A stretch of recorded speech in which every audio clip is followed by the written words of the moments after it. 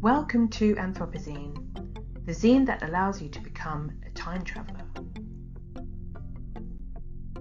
In July 2020, I took part in a literary festival called A Town Explores a Book.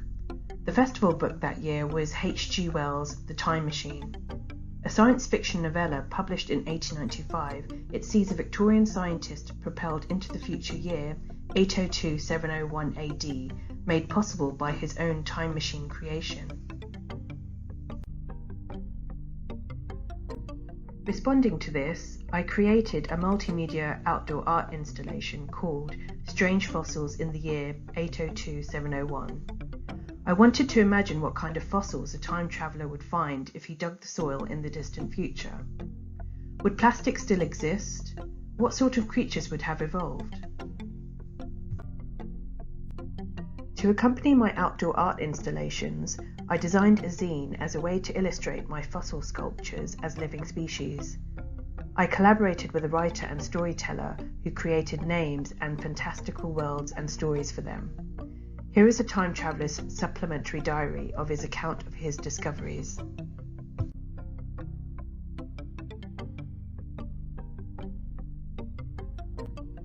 The Mothership. The specimen seemed to me at first to be little more than an aquatic snail, of which I had seen many, until I noted the hole at its centre, which it suddenly occurred to me had its use as a door.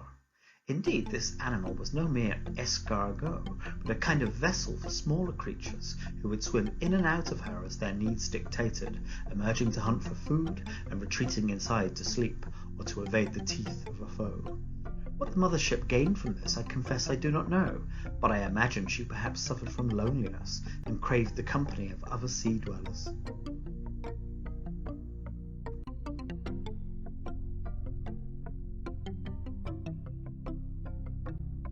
The sea listener.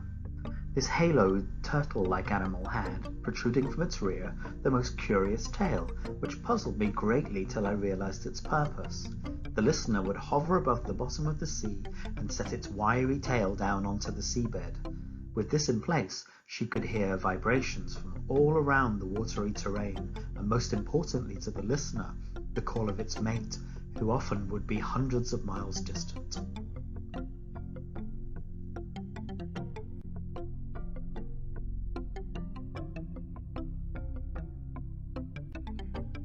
The twin soul.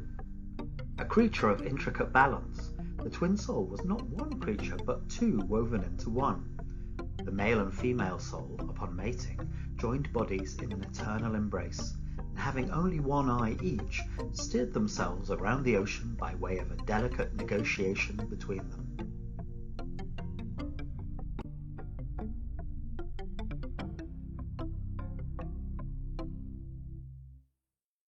The sea sloth. The most indolent of Neptune's realm, this creature barely stirs, and is in fact so prone to lethargy that it would starve to death if it weren't for its noble claw, whose only purpose I could perceive was to tap the creature on its carapace periodically to rouse it from its slumber, so it could resume sucking tiny worms from the surrounding sea into its welcoming stomach pouch.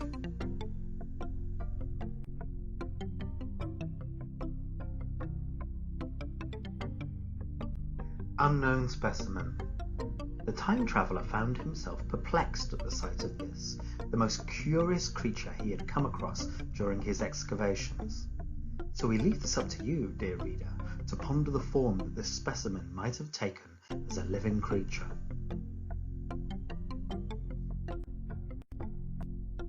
In collaboration with Hastings Museum, I would now like to open up this idea to you.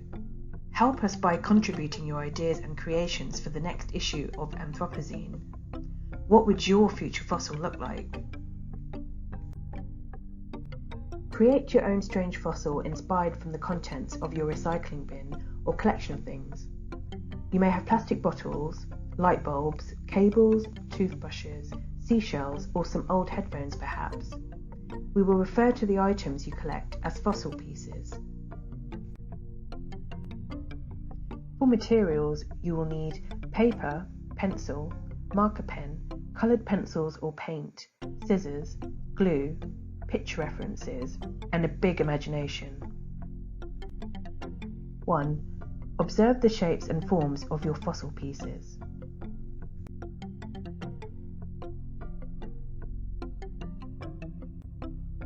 2. Using a pencil or marker, make a drawing of each of your fossil pieces.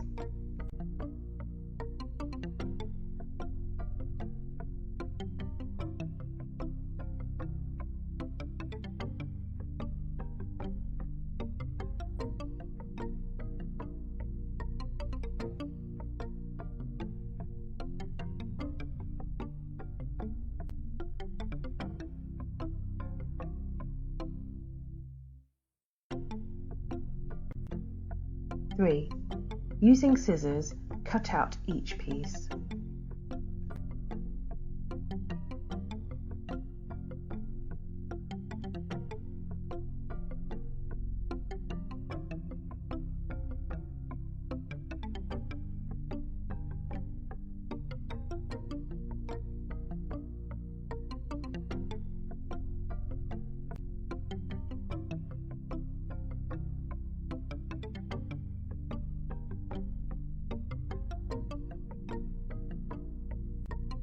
4. Do steps 1 to 3 for all the fossil pieces you have collected or want to use.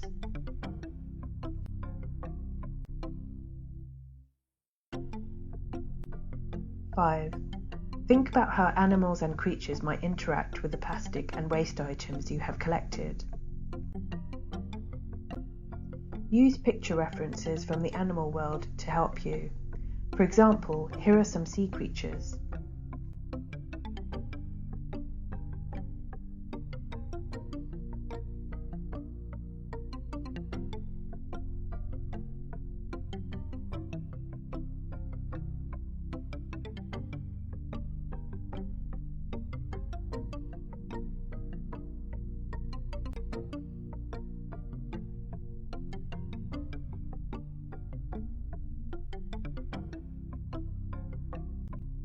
Six.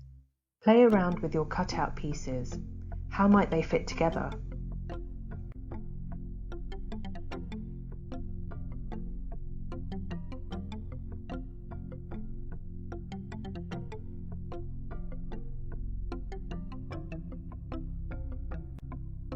Once you're happy with your collage arrangement, stick them down with glue.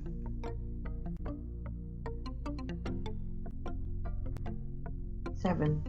What colours or patterns would your future fossil have? How would they move, eat, or sleep? Perhaps they had a tail, 8 legs, and gold wings? Be as fantastical as you want. Add these details to your collage to complete your design.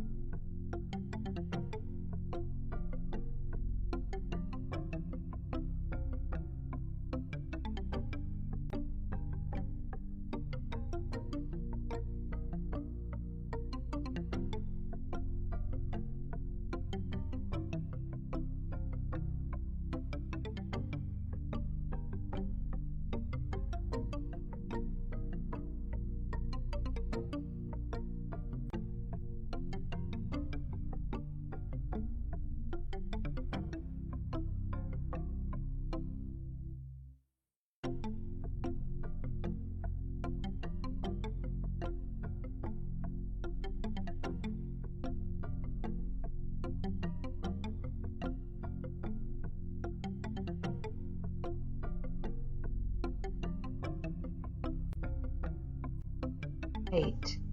Once you have completed your future fossil illustration, you can now create a name for your creature and short story.